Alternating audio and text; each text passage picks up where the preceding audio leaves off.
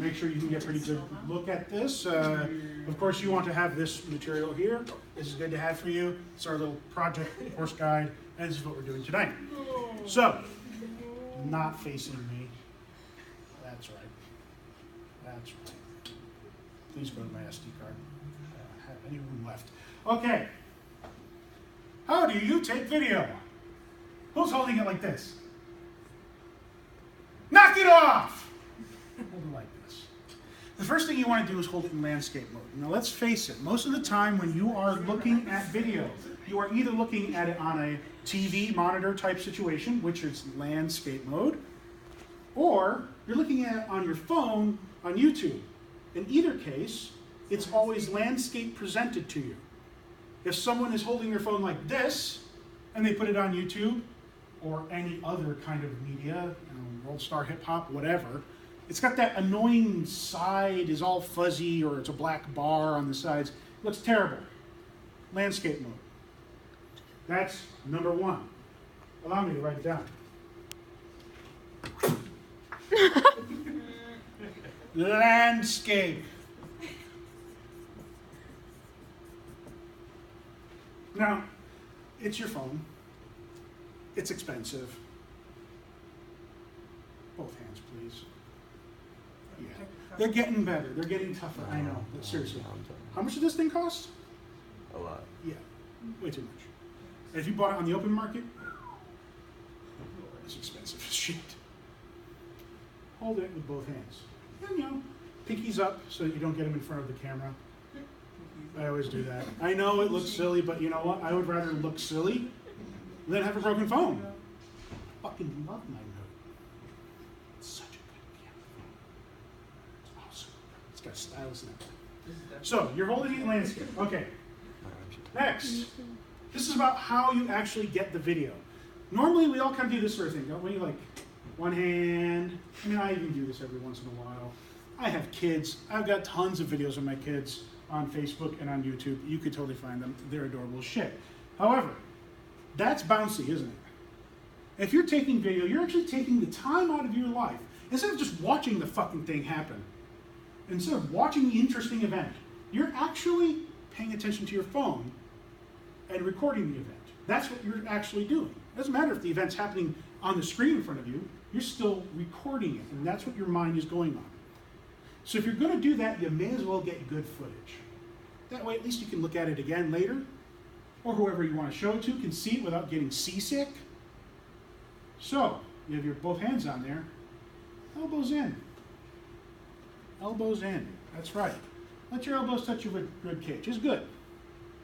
This makes it a lot more stable. In fact, you probably have already noticed it's more stable by having your elbows in. Landscape, two hand. Elbows in. Additionally, since you're taking footage, you're probably not moving around a heck of a lot. I'm willing to bet you're standing in one place. If you're recording the football practice so that you can review plays, which we do. We actually do this. We actually can get your hands on the cameras. We can put a laptop out there with Dartfish on it, that kind of stuff. You're not moving around a heck of a lot. You're probably following the ball. You don't want to do this to follow the ball. It's bouncy. Makes you sick. Think like you are a camera tripod. Elbows in, two hands, it's securely held. Turn with your core. Go ahead, turn with your core. See how nice and smooth that is compared to moving it with just your hand. When you move it with just your hand, whips around a lot, bounces up and down. When you turn with your core and you're holding with both hands, you're even. You're well spaced. You can move smoothly and fluidly because you've got more core muscles. It's so much easier to do and it looks better. So, turn with core. Right? Cool. Next, we got a glance.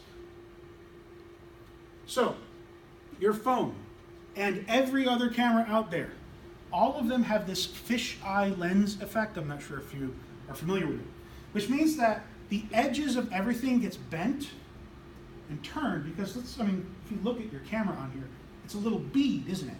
It's a round bead. That means the edges of the screen are always going to be kind of skewed and bent. Now the technology is getting better, at removing most of that, but it never really goes away. The center of your screen is always a better picture than any other part of the screen.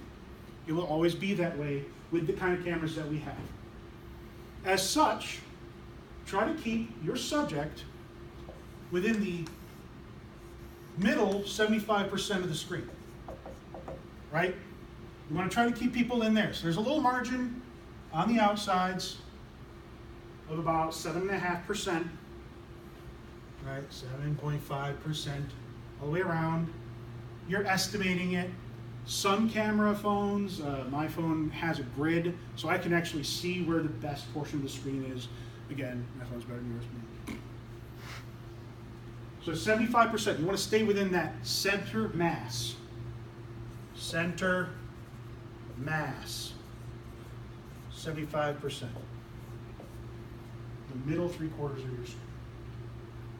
And then the last one's kind of weird, but I bet you can all do it. The last one's just sort of weird. You're taking video. You're getting good video of whatever it is you want. You're probably not moving around, but you're a human being. You're a dynamic, fluid object. You are mostly made out of water. You are covered in carbon-based polymers. All of us are a little jiggly, some of us a little bit more than others. We all bounce, can't help it. We breathe in, we breathe out. Our muscles have to contract, slow twitch, fast twitch muscles are trying to keep that phone stable. But you can utilize what your head utilizes. You're dynamic, take advantage of it. A little bit of a horse stance, right? Feet shoulder width apart, good stable stance. Feet maybe slightly skewed out, depends on your particular gait. Bend at the knee a little bit. I'm not talking like, unless you're like hardcore and you can do it, then go for it. Just a little horse stance, right? That way you can adjust. You can adjust as you need to. Now this keeps you smooth, fluid, able to turn, able to make quick decisions. That's that horse stance. But let's say you can't. You're tired. It's a rainy day. Field's muddy. You're on an incline. It's gravel. You're in barefoot. Out! Fuck that shit. Become a tripod. So if you can't do the horse stance, you can do something better. Become a tripod. You have 2 ways of doing that. Number 1, get to a wall. Everybody to a wall. Up here too. Go ahead. Everywhere. Move. Wall, door, whatever. Right? Now note how I'm standing here. You can do the same thing with the wall. I have my body up, shoulder against the wall. This foot against the base of the wall. Holding like this. I can turn with the core. It's great when you're in a door frame because you can go around the door frame. You can get a really big spread. My other foot is way out over here. So this is my inner foot. Here's my outer foot. I'm creating a triangle, a tripod. Nature's strongest shape is a triangle. It allows us to take all of the energy of our motion and just direct it here, direct it here, direct it here. It's not in the camera at all.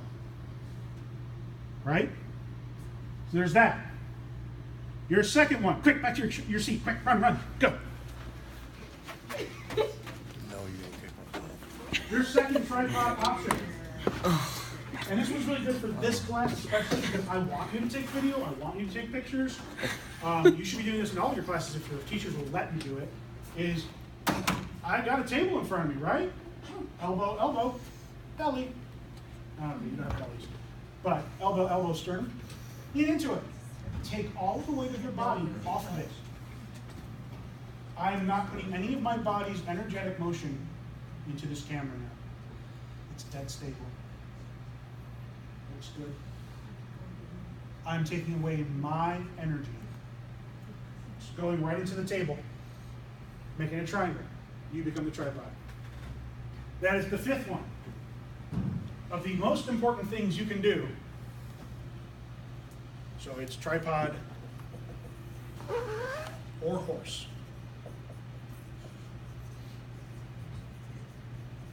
Now those are the things you can do to get good footage.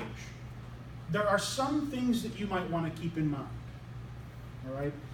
And this is stuff that we will address within our lessons here, especially over here with lighting and staging.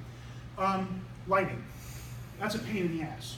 If you're outside, you gotta try to keep the sun behind you. The sun will wash out any camera.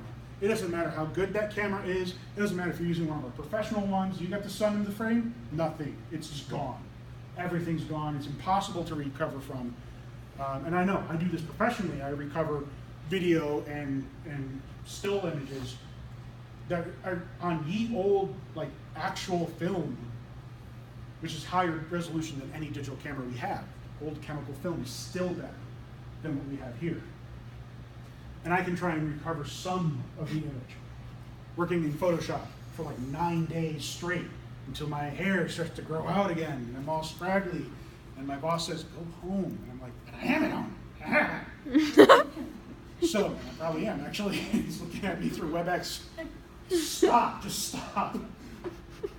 But that happens. I mean, that's the kind of stuff you have to deal with. So, take precautions. Get it out of the way. Get that sun behind you. Right? So you're doing your tripod, you're leaning against a wall, you're filming a basketball game so that you can work on your plays afterwards. You're filming a client, how they're walking and their gait is outside on uneven terrain. You're trying to help them because they're recovering from ankle surgery. Get that sun behind you. That's this little extra bit here. Lighting. Light from behind.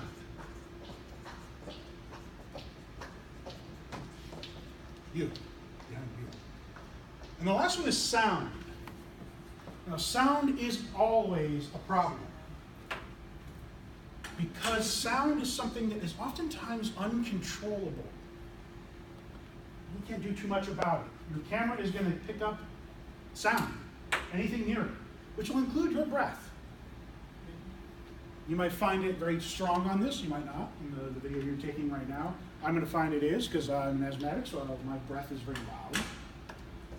So I might have to move the camera a little bit further away from my body. If it does make it bounce more, take that in consideration. When you're filming, especially with things like your phone, you can oftentimes turn down the gain on the sound. As I say, it's just not going to record sound as loudly. That helps. Look in the extra settings of your phone or the camcorder that you're using. Or, if you really want to get into it, you can buy a microphone pretty cheaply for your camera phone. And it uses just the 3.5 millimeter jack right there. I know a lot of phones are losing those jacks nowadays, but they still exist. And maybe your phone came with one. Heck, mine did. You know the phone cord? You plug it in, put it in your ear, but it's also got the little speaker right here so you can talk into it. That works great. Plug it in. And just let it hang down. That way it's not getting you at all. Or plug it in and clip it on or tape it on or something so it's not getting any of your sound whatsoever. That's another little trick. But sound is just an issue. There's no real good way to take care of it unless you're really going to go ahead, buy the microphone, utilize a good camera, get a tripod. Fuck, you're already up to like $3,000 of stuff. What can I say? You do what you got. So, this is Project 1. Thank you very much, and I'm sorry.